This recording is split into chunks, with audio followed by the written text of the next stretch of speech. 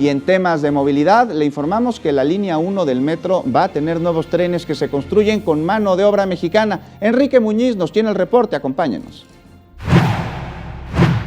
Los nuevos trenes de la línea 1 que se construyen en los talleres de la empresa española CAF serán entregados al sistema de transporte colectivo Metro en noviembre de 2018.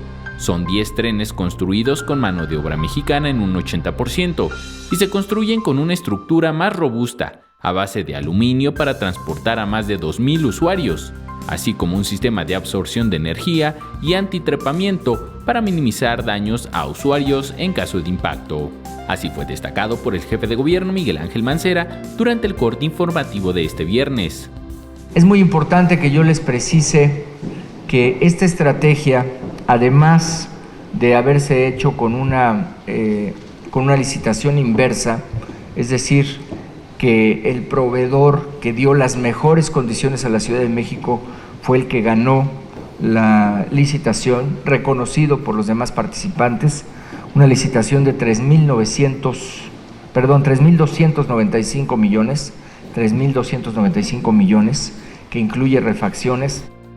Estimó que el primer tren podría ser entregado en junio próximo.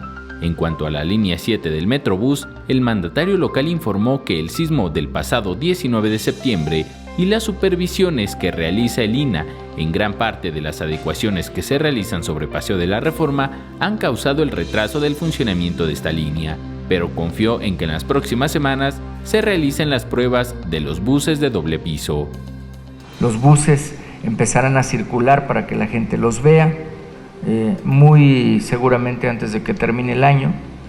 Lo único que teníamos y que sí teníamos que cuidar puntualmente es que estuvieran o que estén donde van a hacer el rodamiento todas las camas reforzadas a fin de no causarle daños a la pavimentación. Enrique Muñiz, 21 Noticias.